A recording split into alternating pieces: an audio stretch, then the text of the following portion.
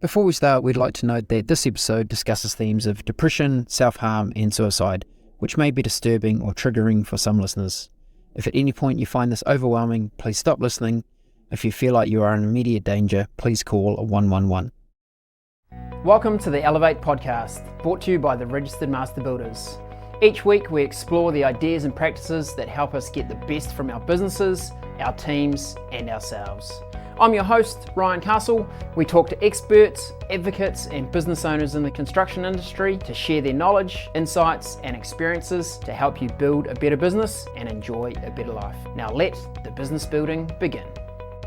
Welcome along to the Master Builders Elevate podcast. I'm joined today by Glen Thurston of Dunlop Builders. Hey Glen, welcome to the show. G'day Ryan, how are you? Mate, I am great, and for our listeners out there, very fortunate to have known Glen from some time ago. Our paths crossed through CrossFit of all pursuits, and Glen was an amazing host for us when a group of us from Auckland descended into, at that time, his hometown of Wanaka, and we did some fun things around CrossFit. But this is not a CrossFit show, so we're not going to be talking about WODs or burpees or muscle ups or anything. We're talking about something, probably the most important muscle in the entire body to have in good health, and that would be your mental health and mental wealth. So our topic today, talking with Glen, is all around mental wealth. Glen, welcome in, mate. Great to have you here. Thank you. Thanks, Ryan. Alrighty.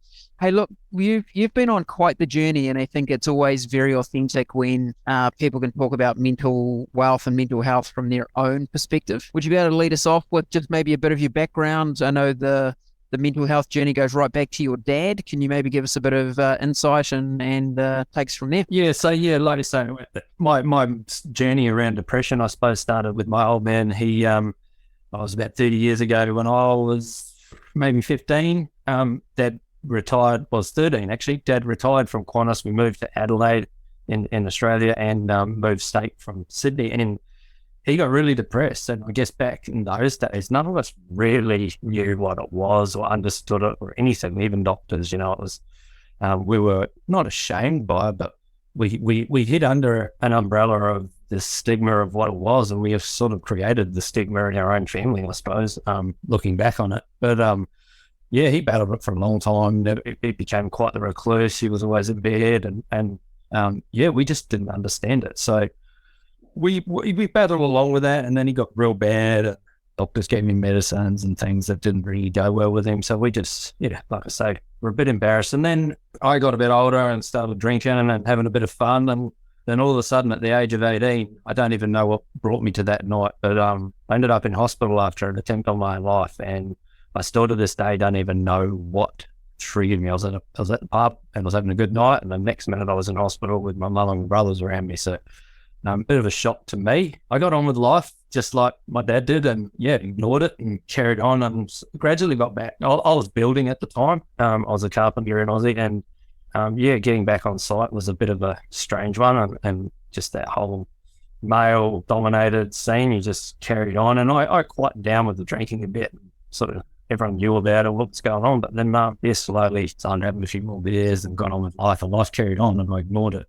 Sure, things kicked my butt every now and again, but I felt like I had older things and knew what I was doing, got a bit of counselling. But like I say, back then it wasn't really talked about, wasn't really dealt with very well on my behalf and on professional levels behalf. It is a lot better now. It could still be better, but it is a lot better than it was.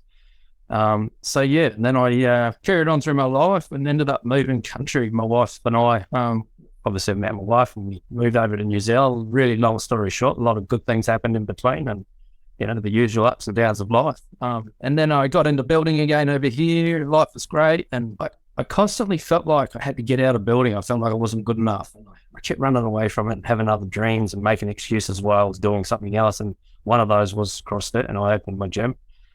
It was the dream, and it was great, and it took off so well that I couldn't really cope with it on my own, but I was too stubborn to get any help. And combination of burnout, drinking heaps, and not looking after my own mental health, and running away from an industry that I knew, I ended up going into that bad state again, and ended up in a really bad state one night. And I still to this day don't know where I would be right now if my wife didn't come out to the kitchen that night. I was on a bit of a mission with the bottle, and it was going to win that night if Jen didn't actually come out, which was quite rare because normally she wouldn't. So I was quite lucky and very fortunate she did. And looking back now, and where I'm at now with my health, I just look at it and just think, why the hell was I even thinking like I was thinking? It's amazing. It's a long journey to get out the other side, but it's so worthwhile, and I'm so glad to be where I'm at now. I just wanted to share my journey with others, and it turns out there's a shit ton of other people going through the same thing, all hiding behind the door. Yeah. Yep. And as a industry, we have terrible statistics around suicide in the building profession. Maybe a overlay of that. Hey, we're builders, we're tough, we don't talk about stuff like that. I think it's real testament to the likes of yourself, Mates in Construction, other health and wellness programs, that we are actually starting to realise that it's no different if you've got a broken arm. You go to site and say to your mates, hey, I broke my arm playing footy on the weekend. Now, we want to get to that point where getting to site and going, hey, I'm having a bad day, my head's not in the right space. Being able to talk about that's a great thing. But you've done an amazing job, Glenn, in helping to raise the awareness of mental health, and something you did was called Turn the Corner. Can you tell us about what inspired you? What is Turn the Corner about? What was involved? It was something that just sort of evolved. I always wanted to do something to change the attitude and the mentality of people around mental health. And although this campaign was specifically targeting construction, it is pretty generic. It's for everyone. It's not, this is a person problem. It's not just a building problem. So thinking, and my way of meditation, I love the concept of meditation, but I'm real crap in it. So I go out in the bush, I go hills, I go in the mountains, I climb hills and mountain run, I go hunting or whatever I do, as long as it involves nature and outdoors. And shit, I come up with the answers to the world's problems when I'm out there. But slowly, each day I'd go up the corner peak while I was living out that side of town, and things were starting to evolve. And each day I'd come home to Jen and say, I've got no idea, I'm working on it, I'll talk to you. And eventually I come home and said, right, and I'd not long heard about Mates in Construction, and it wasn't a big thing in Wanaka or in the South Island, to be honest. There wasn't even a field officer in the South Island at that point. And I was like, this needs to be down here. We need to kick this off. And sure enough, by the time I had created what I was doing, I thought, well, the suicide rate in the construction in just 53. Having to climb this peak 53 times. And the biggest thing everyone says, why did you choose Corner Peak? And having depression's not easy. Having depression is like climbing a mountain every day. So why do an easy mountain every day? So I chose Corner Peak, and it is one of my favorites. So I chose to climb Corner Peak 53 times in 53 days. But the difference with this campaign to anything else I've ever done or what others do is it wasn't a fundraiser. I found that it was more than that. It was an awareness campaign, and I just wanted people to partake, get in nature, get active. You and I know the importance of activity with your mental health, and sharing what I felt on the hills with others, and it blew up. It was very well taken up. In the end, I had 335 people climb that peak with me over that 53 days, which was amazing. Majority of them are tradies, not all of them were, but anyone was welcome. What was a round trip? What was a round trip, Glenn, from top to or bottom to top and back again? Round trip was on average around about 7 hours. Some days faster, some days slower. There's about, was it for 19 Ks? Yeah, 8.5 Ks tops, 19K round trip. Yes. And none of it flat? No, about 1,700 meters elevation to the top, and it's quite a scrambly climb. It's straight up at the start, and then it gets quite technical in spots. The final pinch to the top, so pretty epic view at the top too. There's a quote I have on my Instagram which I've had for years, ever since I opened the gym. That was when I first got on Instagram, and it says that the best views always come after the hardest climbs, and it's quite ironic. So many years later I'm doing this, and it is the best view after the hardest climb. You don't get the view until you get to the top, and it's pretty special. To share that with everyone was pretty cool. And when you were walking with the tradies, were you having open conversations about mental health while you're doing it? How did that shape up? Absolutely. And at the start, I'd have a quick safety briefing in the car park at 4:30 in the morning, pitch black. And part of that was also opening up the space for anyone to talk about anything. It was confidential. If people wanted to let it off the hill, it's up to them, no one else. From the moment we left the car park some days to the moment we got back, there was conversations about people's stories, people's journeys, what they've been through, people they've lost, my story. Then asked me questions, and it flowed. And And the best thing about this is, like, I could have grabbed any one of these people and gone to the coffee shop and said, let's catch up for a coffee and talk, which is awesome. Most people should do that with their mates. But you'd probably get an hour conversation, which is cool. 7 hours, non-stop conversation some days with these guys and girls. And it was pretty cool. It was pretty amazing. And you couldn't get 7 hours in one go with someone purely talking about mental health. To do that for 53 days in a row it was probably more tiring for me mentally. Not in a bad way, but it was just, it was constant, but very positive, having those conversations with people and giving people an opportunity to let it out. And, I keep in touch with a lot of them still, a lot of people, and I've made some lifelong friends out of this, which is amazing. Yeah. Fantastic. And Glenn, you're part of the team at Dunlop Builders, and I know that they have won the SiteSafe Mental Health and Wellbeing Award in 2021. So maybe can you give our listeners some insight into what is it that Dunlop are doing to keep their team safe, both physically and mentally? Yeah, so I guess first thing is this award that they won was actually just at the time when I started. So they didn't win this award based on anything that I'm doing, but it just shows the support that they do give to us as a company. Based on the fact that when I spoke to Bryce about what I wanted to do, as crazy as it sounded, the first thing he said was, yeah, let's make it happen. How can we make it happen? I said, I don't know how I could take 53 days off financially or anything yet. But, so you weren't working 7 till 4 as well and then doing the climb? No, I was up at 4:30 and I was home and in bed by 1 o'clock in the afternoon. No. So he just said right from the get-go, we'll make it work, mate.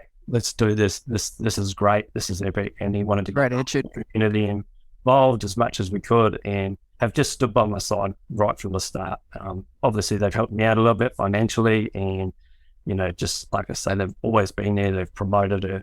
And, the biggest thing for me is not the money, not the being by my side. I don't know anything else other than the fact that they supported it right from the start. I didn't feel like I was a burden because of what I was doing, which was epic. And as a company, they're always having regular barbecues. And when I say that, they're not piss-ups. They're like lunchtime barbecues. We'll catch up and have a barbecue to show their appreciation for all the work we're doing. We do an annual ski trip every year.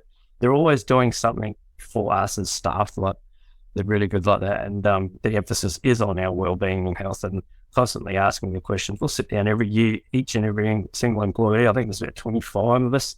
And ask us how we're getting on, what's going on individually, personally, and it's really good. It's where you sit, and it's a really, really open space for conversation. This campaign's opened up conversation a lot more, but it was always, I wouldn't have been able to do it if I didn't feel comfortable about talking about it. And awareness of mental health starts with an attitude, doesn't it? Often that's an attitude from the leaders in an organisation that bring it to the forefront and are prepared to talk about it in the right way. So that's fantastic that you've shown that kind of leadership. Hey, Glenn, I'm interested. You called it turn the corner. You referenced earlier you had that night you were in a really dark place, and Jen saved you from the kitchen. If you were to provide some guidance, and I'm careful to use the word guidance here, not advice. Guidance to someone who maybe feels like they've been that night in the kitchen, or they feel like that could be around the corner for them. What guidance would you give in terms of your own experience of how you moved through that situation and the steps that you took to get yourself into a better space? I guess the first thing for me, I was very lucky to have Jen. Not everyone has my Jen or a Jen by their side. So those people are on their own, but that doesn't mean they're actually alone. They've just not got that person in the room next door.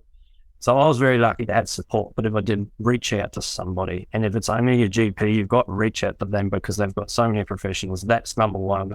After this night, I did contact my GP just on my own accord. Jen didn't make me, didn't say you need to do anything about this. I woke up feeling like crap. She just thought it was another day. The next thing I decided was I'd had enough of drinking. I haven't drunk for 6.5 years now. That was killing me. If anything was going to kill me, it was going to be on the best. And so booze is a big enemy for me, and I don't advocate that people don't drink, but I do advocate if you're not drinking for the right reasons, which each person individually knows, have a good think about what you're doing because it will catch up with you. It will kick your ass. And I was advised not to go cold turkey, but if I didn't do it that way, I wouldn't have done it any other way. So yeah, that was the biggest change for me. Waking up every day in the morning. Mornings is the best time of day, and I spent more of my time. If I wasn't in the gym, I was sleeping in. So yeah, reaching out is definitely making that change. And I guess the biggest thing from that point is be patient. It's not going to happen overnight. It ain't going to happen in a week. You're going to go on a journey, and you're going to try things that are going to be shit and aren't going to work. Keep looking. I went from this stubborn, male, egotistical, drinking idiot to quite holistic in my approach. Something that I never thought I'd ever go. And I tell people about it now, but most people in the world wouldn't even know what I do in my own time, but it serves me well now, whether it's working on my breathing, whether it's trying to meditate, although I just fall asleep, which is not bad. Going out in the hills alone, or sometimes people are like, well, you're going out by yourself. I need some solitude, and sometimes that's just what I need. Sometimes I want to go with my family, and sometimes I just need to be alone just to clear my head. I've just come out of the bush after hunting for 3 days, and I've great. It's just what I do. Everyone has their thing. If you're in Auckland, you may just want to go down the beach and look out the ocean. I don't know, but everyone needs to find their own thing that serves them well. I did a lot of reading, did a lot of soul searching. So like I say, the biggest thing is being patient.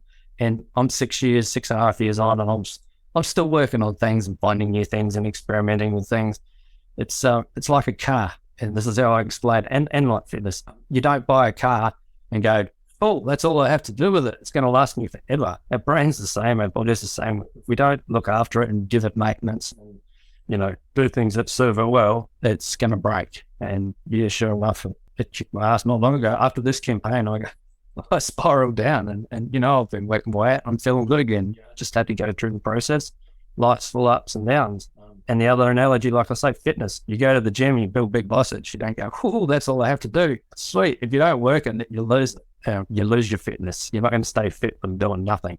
So you have to work at it, and you have to be prepared to work at it. Don't think it's going to just fall in your lap because you decided mentally.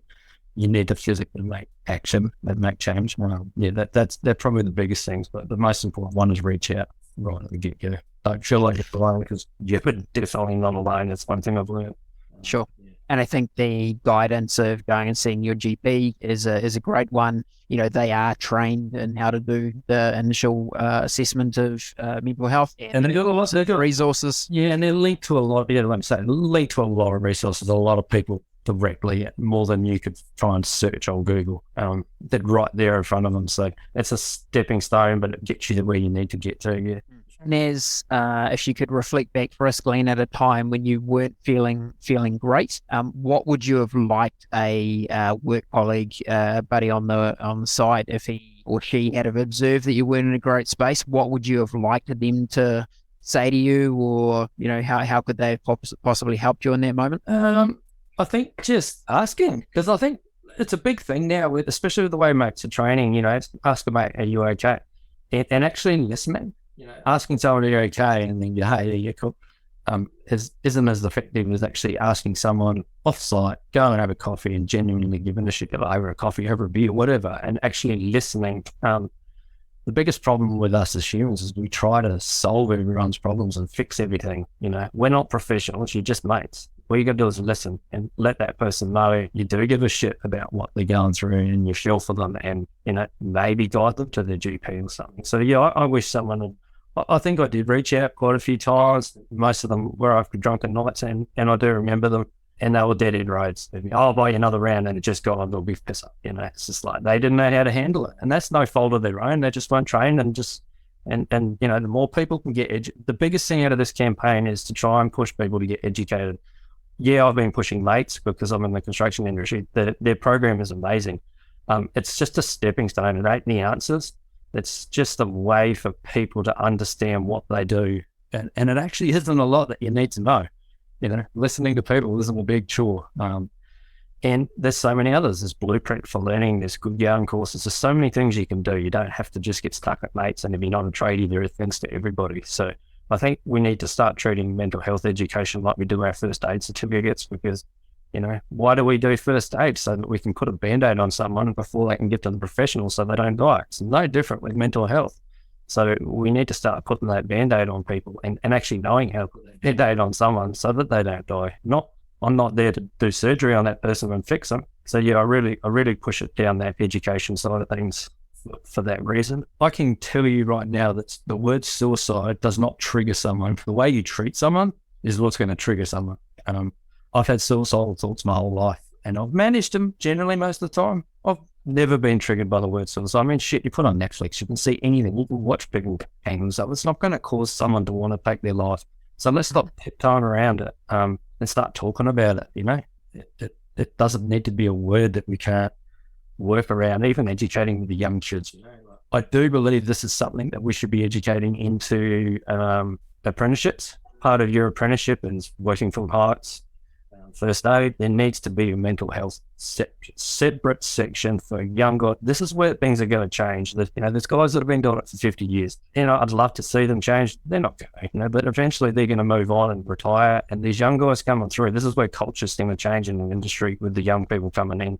And that's going to start at school, at apprenticeships, and with the teams that they're working for, educating them and encouraging them to speak up if they need to, and not bagging them because they say they're having a hard time. Say, harden up, have a spoonful of cement, So yeah, the old rubbish. Yeah, the old rubbish, but it's still there, eh? I still remember a guy that took his life, and I was on a building site. We're all talking about it, and I still remember. It wasn't all that long ago, and I heard this guy saying, anyone that takes their life is just selfish. And I was sitting there feeling like shit at that time in my life. And I was just like, you got no idea how unselfish that person's been. You honestly feel like you're doing the world a favour and you're helping everyone. So no one feeling like that has been selfish. They're just so sick of the torture in your own brain. It's like you're drowning in your own thoughts when you're feeling like crap. And it's really hard to dig out. It's a dark, lonely place to be. And if you've never been there, I envy you. Don't think you're immune. Just it will check someone when you least expect it. And, everyone needs to know how to spot it, see it, or know what to do if you're in that situation. And don't think you're immune, and don't assume you know how someone who's going through that is feeling or what they're facing, because you have no idea. That's right. It's such a complicated illness. There's no one fix. There's no one kernel. There's no one bull. There's no one. Everyone needs to find their own thing. There's different reasons. I have absolutely no reason to be this way. It's just a genetic thing. I assume a chemical thing. There's some people that have trauma. There's some people that, have been beaten as kids. I don't know, but everyone has different reasons to fall into these situations, and they have different triggers that trigger them. But, they could reach out to me. I don't have the answers, but I do have ears, and, I do listen, and I do constantly reach out to people now. I've got a lot of, I don't sit here and scroll on my phone on Facebook at night. I sit there and flick out a message every now and again to just someone randomly to see how to get on, because, it goes a long way. And when I get them, it's bloody heartfelt. Hey, it keeps you going. Yeah. Nice. So maybe that's the challenge for us to put out to our listeners tonight. Think of someone, flick them a text, give them a phone call, see genuinely how they're going. Yeah. I reach out. I think it's, I remember one after a course that I'd done, a peer support course. It was a 2-day intensive course, something that I just chose to do. I met a lady there and didn't speak to her a huge amount during the course. And then all of a sudden, about 2 months later, I just got this message from her saying, hey, how you going? How's the family? How are you been? And it was just a complete random reach out to me to see how I was feeling. And it was the most amazing feeling. It came over me, and we've just kept in touch ever since. I haven't seen her since. That was about 3 years ago. Still haven't seen her face to face, and since that course. But we're like best friends, Yeah, amazing. Reach out to each other, and we haven't spoken. Yeah. And when I'm having a shit lonely day, I'll just reach out to her to ask her how she's going, and it just creates a little conversation, and all of a sudden I'm not alone, So reach out to someone, see how they're getting on, be genuine about it. Don't piss take, but yeah, it's amazing what you'll get back. Sometimes it's the answers that you weren't actually looking for. Mm-hmm. Nice, Glen. Hey, mate, thank you so much for sharing your insights with us today. I think the direct, keep it simple, keep it practical. If you're in the position yourself, reach out for help. Think about what is going to help you, what fills up your tank. As you say, whether that's climbing a mountain or catching up for a coffee or going to the beach, whatever it is, find that thing for you. It's going to be a journey. And if you're on the outside and you see someone who might be having an off day, you can generally go and ask them, how you going, mate? And be curious and involved when they respond, that would be a great step. So that's great. And Glenn, curious to know, is it venison steaks for dinner tonight, soon as you've just been hunting? What's going down? No, I was hoping to snag one just before the raw started. I can't get in there for another 4 weeks now, so I missed out. I've seen every other animal species under the sun, but the one I was looking for. Right, so back to 2-minute noodles tonight, is it? Oh, I think we're making homemade pizzas tonight. Yeah. Nice one. Cool. Hey, Glenn, as I said at the start of this podcast, we've got a little bit of history. It's great to see you in a great spot. Realize the journey continues, but you look fit and well. Thank you for all you're doing around the raising the awareness of mental health, not only in construction, but more broadly as well. We appreciate your efforts, mate. You're a bloody champion. Thank you. Appreciate it. Appreciate your time. All right, mate. See you later. Thanks, mate. Bye-bye. If you need further help, there are helpline services available 24 hours, 7 days a week that offer support, information, and help for you, your whānau, and friends. You can give a free call or text to 1737 for support from a trained counsellor. You can also refer to Lifeline on 0800 543 354, 0800 Lifeline, or free text 4357. For more information and services, please refer to the show notes.